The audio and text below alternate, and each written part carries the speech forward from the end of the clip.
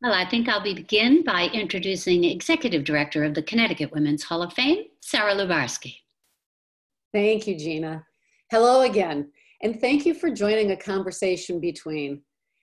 For those of you who don't know me, as Geena said, my name is Sarah Lubarsky, and I'm the Executive Director of the Connecticut Women's Hall of Fame.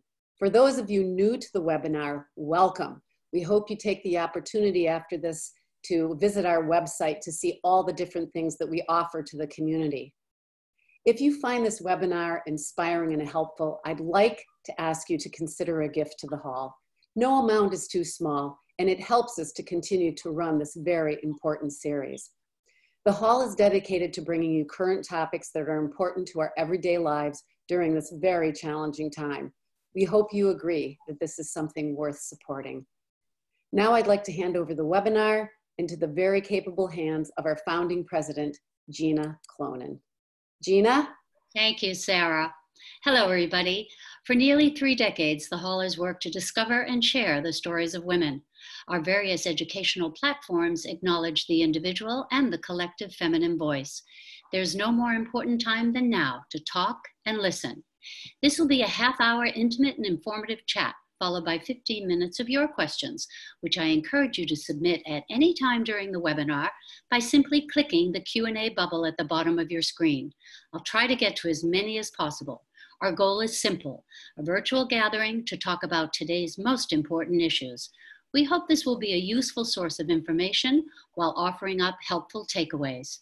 And now, it is my pleasure to introduce to you Connecticut native and the first Latino Commissioner of Education, Dr. Miguel Cardona.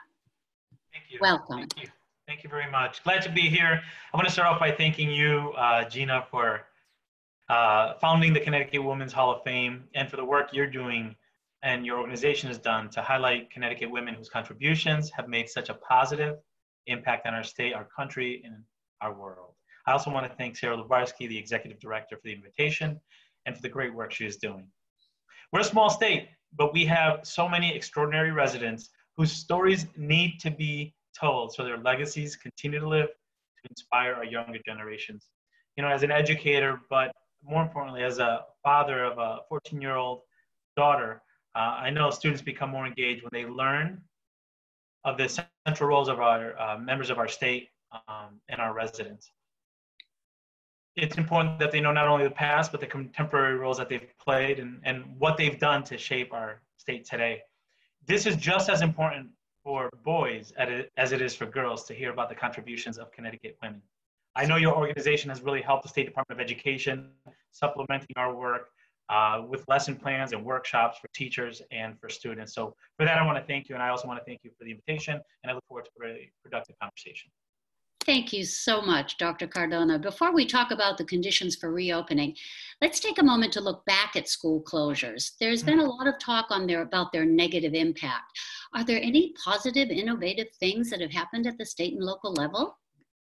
You know, so we can continue talking about the impact that it has had in a negative sense, but you're absolutely right. It in some ways provided opportunities for us to accelerate things that we know we needed to accelerate. You know, blended learning was something that was taking place in many districts, but not all districts, in some grade levels, but not all grade levels. And we know technology, the device is the new pencil. And this forced us to move aggressively in those areas to improve not only quality content delivered through you know, remote and blended learning opportunities, but also improve the conversation in Connecticut about connectivity. There's corners in Connecticut that have very poor connectivity, and we're really focusing on that now so that moving forward, we never go back to how it was prior to March 12th, where some students have access, some don't. Amazing. So there are some shining lights during all of this darkness. Dr. Cardona, a traditional greeting among the Maasai of Kenya, Kasira Ngera, means, how are the children, acknowledging the high value that its society places on them. So may I ask you, how are Connecticut's children? Connecticut's children they're in a state of question, of wonder, of what's happening, and the things that they've taken, things that are normal have really been turned upside down. And I'm not just talking about school, I'm talking about life. I'm talking about, what's happening at home. Many children now have the reality of dealing with family circumstances where maybe someone no longer has a job, or they're unable to see people they love and care for deeply. They're not able to see them regularly. They're not able to engage in ways with people that they've engaged with. And the comforts that they've maybe taken for granted in the past are now things that they're seeking to regain. So they're questioning a lot, but they're resilient. The children of Connecticut are resilient, and they're ready to move forward. And one thing that I've learned as an educator about children is never underestimate them. They're gonna adapt, and sometimes they're gonna teach us lessons about adapting and about persevering. And so while they're questioning a lot, they're also prepared to be listened to. As a parent, I couldn't agree with you more. So let's get to it. Let's get to Connecticut's plan, Adapt, Advance, Achieve. Commissioner, I've read a 50-page document and its growing list of addendums, as I'm sure most educators, administrators have, as well as many parents, but certainly not all of the population. Going back to school affects every citizen in Connecticut some way. Can you tell me what guidelines birthed the plan, and then please a brief overview of the plan as it stands today? Sure. Yeah, so every state and in most countries had to develop a plan on how to educate children with this new pandemic. And we took an approach early on to get input from many different stakeholders to say, what do we value around bringing students back? We also recognize that because we are in a health pandemic, that ultimately educational policy and what's best practice has to first make space for the health and safety of our students and families and our educators. So it became a plan that supported health and safety first, and then educational policy. And I want to get very concrete with what that means. We know that children learn best with one another. We know that small groups, and that's the best way that they learn. However, what we're hearing with the health lens is that we need to provide more physical distancing. So that's a very concrete example of where education policy or education practice, or what we know in education, is taking a backseat to what we think would promote health and safety. So the plan was developed, as you mentioned, 50 pages of guidelines that were so once we heard from stakeholders of what they value, what they want to see, we knew loud and clear health and safety was the topic, was a top priority for all who contributed their opinion. We then worked with our Department of Public Health very closely to make sure that the plan passes muster with regard to what they know about epidemiology, conditions in the schoolhouse, social emotional needs of students, both in the schoolhouse and outside of the schoolhouse. I think it's really important to take those into consideration as well. So whatever guidelines we prepared, we did it in a manner that these are some non-negotiables. These cloth coverings are non-negotiables. Facial coverings, I should say. These are some things that they said, well, this is what we feel very strongly about, and these are some considerations that you could take into, use. Keep in mind, the plan, I think we released it the 29th of June, right?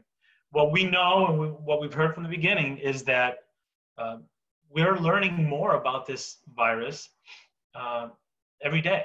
So it was 4 or 5 months old when the plan was released. It's about 6, 7 months old now, and we're learning more and more. So as you mentioned earlier, we're trying to continue to give addendums or updates based on real-time information. But at the end of the day, the formula stays true. We're going to run it by Department of Public Health, and we're going to make sure that it's vetted through our health partners, who include not only partners at the DPH, but also partners that are not working at the State Department of Public Health and working out in the field in Connecticut, because their input has been influential in our addendums and in the work of our plan. So I understand the framework came from those two sources, between health and education departments as well. Dr. Fauci recently stated that Connecticut's in a low-risk category for in-school learning, and Governor Lamont said, if Connecticut can't get students into the schools safely, no one can.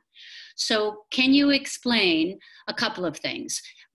Not so much the detail of the metrics, because I think all of us are looking at metrics for every walk of our life where we might never have so much in the past, but particularly the three models that were originally offered, which now I understand the third, which is total distance learning, you have to get a waiver to do.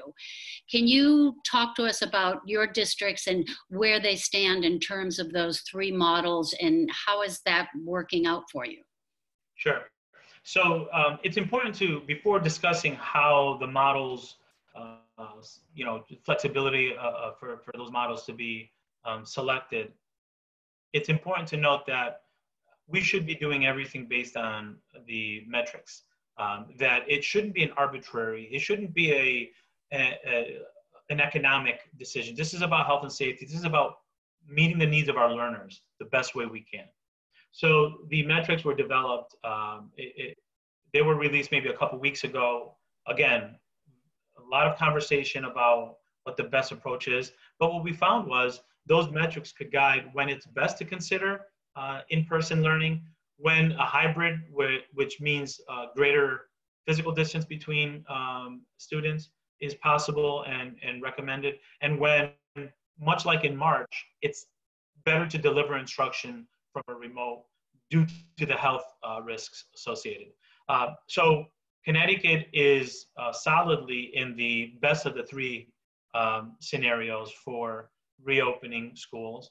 And that's a positive thing. And that's testament to the work that's been done in Connecticut to follow the guidelines from the Department of Public Health and our governor to make sure that we're using distancing and wearing coverings and all those other mitigation strategies. So because we're living in that area, unlike Florida and other states, we felt that in-person learning options is the best option for our students. And districts overwhelmingly agree. We have districts that are bringing in students fully, using mitigation strategies, distancing, facial coverings. As I said earlier, there are certain things that regardless of where you go, what selection you make, those are some things that have to happen. Frequent hand washing, better cleaning, distancing where possible. We recognize that even in those districts that are bringing in students, all students or full reopening, there's about 20% of the students that are going to select to learn from home, or their parents are selecting for them to learn from home. So even in those cases, you're likely not dealing with 100% of your student population there, which allows for better distancing on the buses, in the classrooms, and so forth. So many districts selected that over 50%. About 45% of the districts selected to begin in a hybrid and work their way up to full. What this means is that students are coming in partially during the school week, maybe 2 days, 3 days a week coming in, and then continuing in their education in a remote fashion for the remainder of the week. What this allows for is greater physical distancing, and in some cases, because districts are not staffed, I know some of the questions that we're going to be discussing are the different, how different districts are different. We have some districts that are very small, some that are very big. So they're not the same. So in those districts, the district leaders and the teams felt that starting in a hybrid would be the best way to promote the health and safety and get students acclimated and then work their way up. There is a district that is communicating their interest in starting remote. And as you mentioned, there's a panel that we're putting together to review why that would be the best option for those students and to help that district consider ways to meet the needs of the learners that they serve in a way that supports what the data is saying and what health experts are saying as well. So, Commissioner, you're saying that out of all the districts in Connecticut, there's just one that is suggesting to go full remote? Correct. Okay, so New Jersey schools opened, and then they wanted, only in-school offerings, and then they've just allowed full remote learning because of what happened and the kind of divisiveness that it was causing. Understanding remote learning requirements is challenging for all of us. Can you help us a little bit? My understanding is there's one plan to help districts to guide the parents who have chosen to keep their kids at home. There's another plan when the school decides to close and have remote only learning. And then supposedly there's a choice, but only one district has chosen that so far. So just tell us a little bit about remote learning. So I think it's really important that I communicate. Every parent has the opportunity this year to have their student participate in their district's learning plan remotely. So any parent can choose to say, I'm not comfortable, or I, at this point, don't want to send my child physically to the schoolhouse, and I want to have them learn from home. So that's remote learning. The districts will be providing an educational program for those students who select that. So that's, every parent has that right. You know, I want to be very clear about that, because I don't want there to ever be an impression that if a district is going fully operational, that the opportunity doesn't exist. The opportunity exists in every community in Connecticut for a parent to choose to keep their children home and participate in some form of distance learning. I want to give a lot of credit to those districts who are developing. You talked before about some of the, you know, what are some of the benefits? Well, this didn't exist prior to March 12th. Districts have worked really hard to try to develop those online learning opportunities for students that encompass a public school experience. And they're doing a great job building this as they provide those opportunities for families. So that's one option that exists. The governor made it very clear that he wanted in our plan that option for families, and it exists. Can I interrupt you for just 1 second? Sure. Do you confirm then that those parents who wish to keep their children at home will have all the support they need from their school districts? And if so, that leads us into the question of the social inequities that we face and the digital divide and internet connectivity, which I know you're looking at. But some critics say that the plan for those digital initiatives might only help a fifth of the student population. So can you speak to that a little bit while we're talking about parents making a choice to keep their kids home, but maybe they don't have internet? And I guess that would lead us to Connecticut Learning Hub and opportunities that are going to be presented for kids at home. Sure, happy to talk a little bit about the efforts to make sure that if we're talking about reopening schools, we're also talking about creating a robust system of distance learning options for families.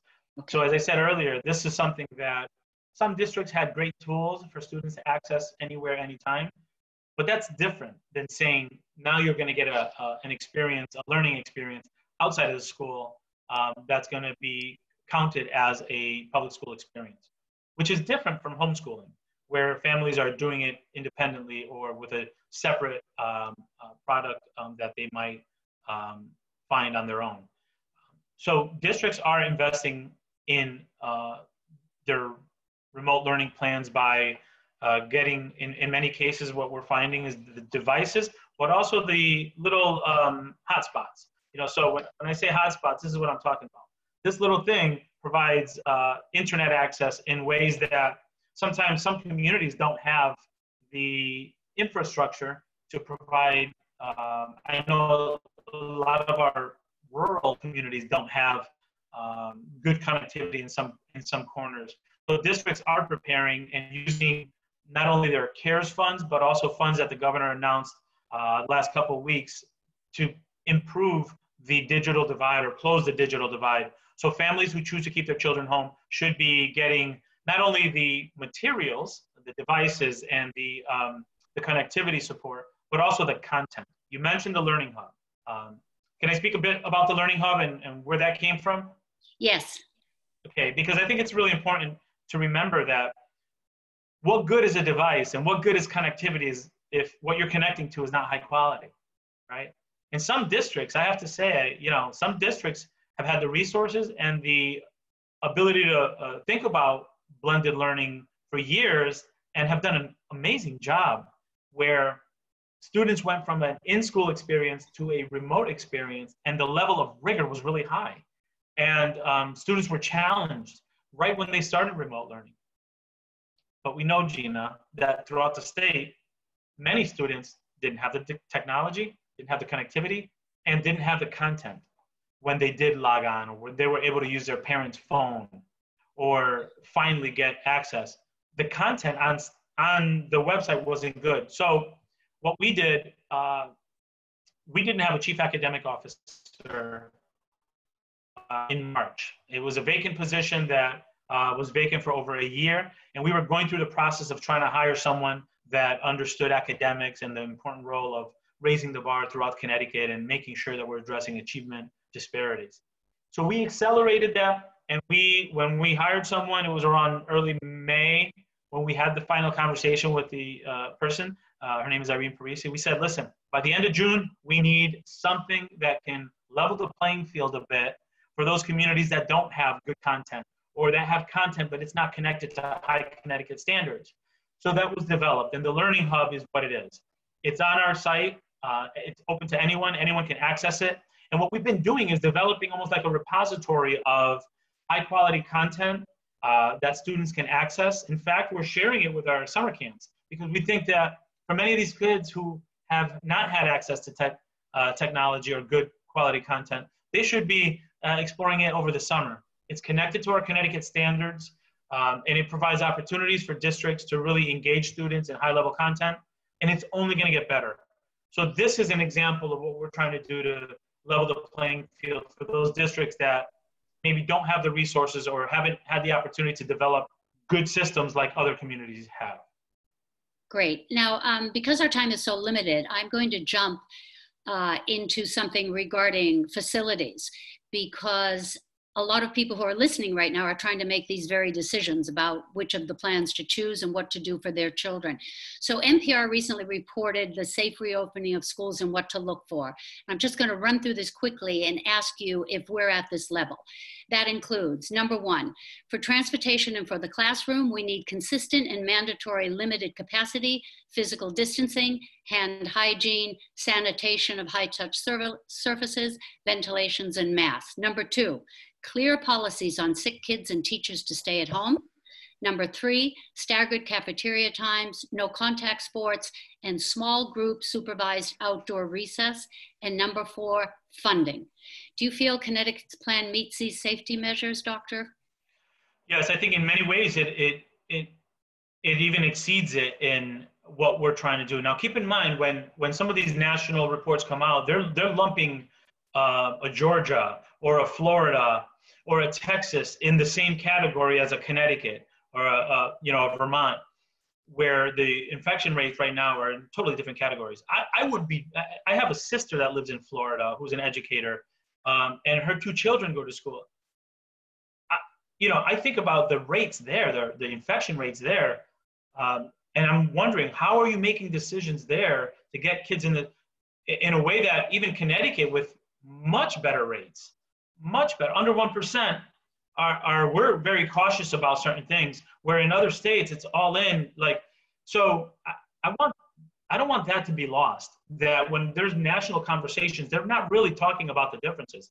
Thankfully, we have people that are able to look at Connecticut's plan, Dr. Gottlieb, Dr. Fauci, Dr. Emanuel, to say, Connecticut's in a really good spot to be doing some of these things. And with that, we want to make sure that physical distancing is there. We're requiring masks. Some of these other states are not, with triple, quadruple the rates that we have. So we are exceeding in some places, but we also know that the more we learn about the COVID-19, the more we want to continue to add onto our plan. The most recent addendum that was shared, I believe it was last Friday, was what do you do when a student shows up with symptoms? What do you do if a staff member is reporting a symptom with or without a COVID-19 test? We have very clear protocol that should be consistent throughout the state of Connecticut. That was vetted by medical folks, State Department folks, practitioners in the field. And then we push that out there because it should be consistent. We should not have inconsistencies with regard to how we respond in a school in one community versus another, right? Especially when we're talking about health and safety. So that information is out there, and as we hear back from the field, we're gonna make it better, and we're gonna communicate it and make sure that families know what the plans are throughout Connecticut. So to answer your question, I do believe this is an ongoing thing where we're gonna always get better, but I do believe that those major points that you brought up are embedded in our plan and continue to guide our work. So let's talk a little bit about the school buildings readiness for the proposed week before Labor Day. I see a lot of schools are opening about that time. And they're, different districts, cash-strapped, different buildings, different age of buildings. And, we know that ventilation is one of the most important things aside of sanitation and other mitigation measures. Right now we can keep windows open, but what happens when winter sets in? And, are there any buildings that you feel just cannot open because there's no way they can meet the mitigation processes? Mhm. So what we've done is we've highlighted and really lifted up the importance of air quality and ventilation.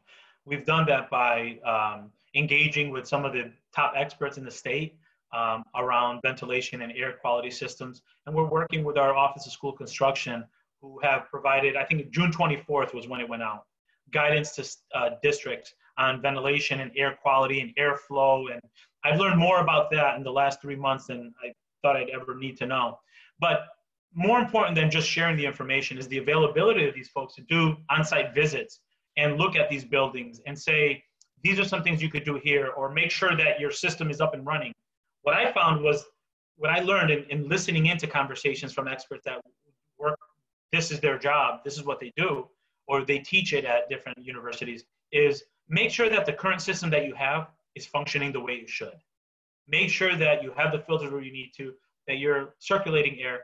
So while I'm not an expert in air ventilation, I know enough to get the experts to be able to talk to districts, to be able to hold webinars and be available to these districts, and even to do site visits where possible and say, this is what you should be considering here, or this shouldn't be used as a space. And those conversations are happening partly because we've worked really hard with DPH to try to connect those professionals to our practitioners in the field.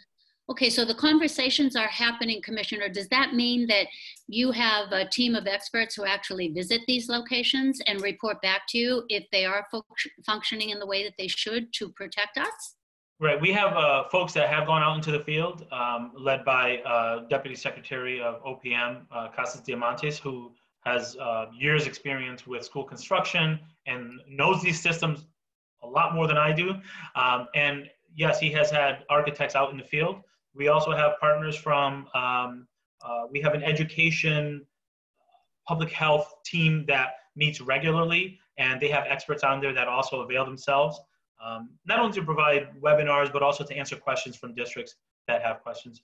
And I know many districts have hired their own firms to come take a look at their spaces and make recommendations, and they're doing this work.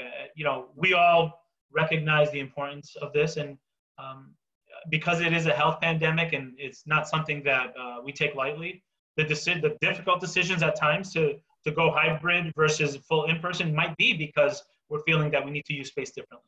Okay, great. Let's just switch back a little bit to the more personal issues, particularly related to teachers and students. There's a frequent reference to the undeniable social emotional impact of students not being in school. What will the social emotional impact be if schools have to frequently be closed because of a potential or confirmed cases? What will the social impact be if just one teacher or one student in school passes away because of COVID? How are we looking at that, and how are we going to ease these kids and administration and staff back into these positions under such unusual circumstances? Right. It's something that we've never had to think about before, but let me tell you, it's on the forefront of every educator's mind across the state of Connecticut, and rightfully so. First things first, we need to do everything we can to limit exposure, to limit risk of infection. So we have to make sure that the steps that we're taking limit that first, and communicate it and teach it in a way that shows that we're in this together. Much like the students have had to face in the spring, where they hear about loss. If you turn on the television, they've been inundated with information about loss and changes, and it's a reality that we can't escape. We know that this has not gone away, and that there's the possibility that students are going to be exposed to that again in the fall. What we need to do is make sure that we're looking at our education system as one that not only builds academic development in children, but also that social emotional piece. And we have to do that a little bit more explicitly. We have to recognize that you're not going to get a child to learn algebra if they don't feel safe, if they don't feel connected, if they don't feel that sense of community that was so abruptly interrupted in March. So we're working to try to develop SEL strategies and embed them in our work, providing programming to give students and teachers concrete strategies and skills to build community in classrooms, to really look at the child holistically first, to say, you know, you've experienced a lot, not only with COVID-19, but there's a lot of racial distress in our state. So how has that impacted you, and where are you when you come in? And how can we start there to help build you, build that sense of community back, and help you feel comfortable for learning, so that that emotional bandwidth is expanded a bit and children are able to continue to learn the academics. So do you think one of the specific things is that we're looking at a screener to give kids an opportunity to kind of share with us where they are from a social emotional lens, and then we can adapt to their needs. So would that mean that maybe we'll see more school nurses and more social workers at district schools to be there, you know, to guide them through this? I know many districts are looking at using their CARES funds or any, you know, funds that are made available by the governor to improve social emotional access. But I believe, much like I believe English language learning is everyone's job, right? I think it's really shaped the core work of every teacher to really address those social emotional needs. Now, teachers have had to do so much. So how do we do this now, become a social emotional learning expert, right? We need to provide tools for teachers. We need to provide them the support and the professional learning opportunities to gain those skills to do that. Because for many teachers, this is different and this is new. But we know, not only for our students, but for our teachers, this is such an important step in moving forward as an education community in Connecticut.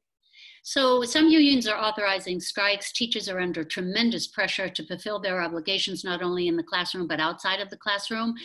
Commissioner, are we giving our teachers in Connecticut everything they need?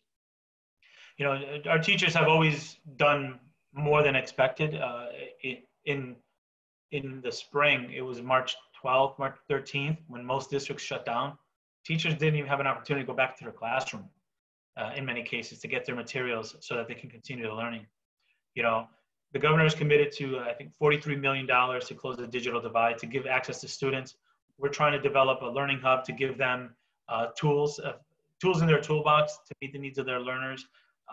You know, the safety materials, the PPEs, the governor's committed to doing that. And we're going to continue to hear from our teachers to see what they need in order to make sure they can meet the needs of our learners. Even before COVID, it's, you know, if you go into districts, you see teachers are giving them their own money to buy materials for their kids. When I was a teacher, I remember not thinking twice about getting, back then you had pencil boxes. That's the thing of the past. I'm dating myself. But, you know, we do that because we know that's what we need to do for our kids. But we need to make sure that we're providing them with the necessary tools to provide a public education for our kids in this changing time.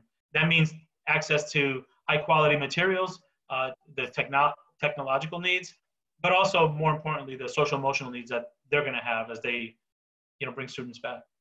So talking about our whole educational community, I'd like to talk about testing. Global news reports indicate that for successful reopening of schools, massive testing is crucial. Several experts said regular testing of asymptomatic students and staff is not feasible with current testing shortages and delays. But if it were, schools could open safely. Critics of the state's plan say that it lacks a dedicated COVID-19 testing plan for students and teachers. Commissioner, how would you respond? Sure. So the plan, as I said earlier, was developed with very committed input from our partners at DPH. And there were several strategies that they felt would be high leverage strategies, and some that wouldn't really, with our rates the way they are now, contribute to a, you know, it was one of the most important strategies. And what they felt was that testing every day, not only is it not something that feasible right now, but also it doesn't really give you the opportunity. Number one, getting the test results back when you get them doesn't really tell you who has COVID if they're getting tested and then the next day they can get it. Without question, testing strategies are critical, and they're an important part of a country's recovery. I'm not doubting that for 1 second. What we know is that some of the strategies that we have could do a better job reducing risk, such as facial coverings, physical distancing, and making sure we have clean spaces and children have an opportunity to clean their hands regularly. So while I'm not discounting the importance of routine testing, it hasn't been identified when we developed our plan as a strategy where we should be focusing so heavily on that in order to safely reopen schools. And Commissioner, a lot of parents, both the working parents and particularly parents living in underserved communities that qualify for free lunch and breakfast, are concerned about meals when schools have to close, and are also concerned about childcare. If we're in a remote or a hybrid situation, what can we tell those families? Right. So we're with you. We're just as concerned. We know that for many families, for most families, these decisions are ones that they have to be thinking about now. And I think I want to take this opportunity just to kind of remind everyone that regardless of what initial plan districts are rolling out, there's a likelihood, and there's something that we have to be prepared for, as difficult as it is that it could be that we are in each of the three versions at some point in the next year, right? So if you're starting full reopen and the data metrics require that it goes hybrid or full remote, we're not going to wait. We're going to make the decision based on health metrics. And we, without question, ultimately, health and safety is number one. So we're not going to hesitate to do that, despite there being challenges ahead. We found that in March, there was a stay-at-home order, which was required based on the increase of our data. I don't believe that it's going to escalate to that point if we were to get a strong second round, but we're not going to hesitate to go back if we need to based on health metrics. So keep in mind that in Connecticut, we should be planning for all three. The food insecurities that many faced in March were real. Over 8 million meals were served, and thanks in large part to our awesome food and nutrition service employees throughout the state of Connecticut who worked from March 12th all the way through to the end of the school year and into the summer to provide meals for children. Many times they would provide 3 or 4 meals in one bag to carry children over the weekend. So there is an infrastructure. There is, they rose to the occasion as well, and they were able to provide meals. And I don't anticipate that ever changing if this happens again.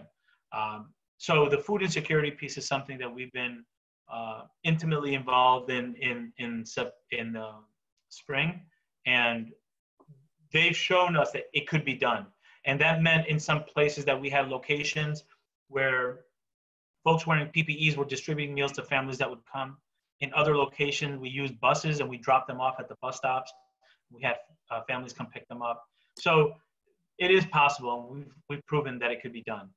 With childcare, right before this call, I was on the phone with a superintendent who's building up, in addition to the challenges that superintendents are facing with providing remote learning for families that are staying home, online learning, and hybrid, they're also developing systems to provide childcare for their staff's children so that their staff can come in and feel comfortable knowing that their children are okay. So, yes, we're all hands on deck. Everybody's job has changed. Everybody's rolling up their sleeves. We're one Connecticut, and we have to think outside the box and say, how do we problem solve together? Childcare and food insecurities are two things that our educators and our educational leaders are not afraid to roll up their sleeves and come up with solutions. We're so glad to hear that. School reopenings across the country seem to be a divisive issue. Some people say, I told you so, when the school opens, while others say, that's just the way it's going to be. What do you say? If you don't take health and safety as a priority, you're risking more than you need to risk, and that's unacceptable. there are certain things that should not be out of the hands of our health experts. We need to be data-driven. We need to listen to health experts. That's the bottom line. With that said, you know, we hear projections. This could be the norm for 2 to 3 years. I cannot live thinking we're going to go back to March 1st, how school was on March 1st. That while it was just months ago, that to me right now, that's the past. There's a need for not only the social emotional well-being and social emotional health of our students and many of our families, but also for the academic needs. I mean, this is an academic emergency. This is an education emergency here. Children that don't have access to learning for months and months, that will have a profound impact on their life. So we have to think about how do we balance and bring things forward. And I think there are no great answers, but we're basing our information on what the health experts are saying, but also on the educators who know that sitting idle for 2 to 3 years could create such devastating impact on students and put them at risk too. I mean, many children don't have the luxury of having a family member at home. So what does it mean for that child who's sitting home alone, unsafe, or bouncing around without many of the mitigation strategies that are going to be available in school, without the security that school provides, without the learning that school provides? You know, you have to balance those risks as well. And many of our health experts and medical experts are really pushing us to think about the alternative when children are not in a safe environment. Thankfully, in Connecticut, our numbers are in a place where we feel that we could be bringing students back in safely.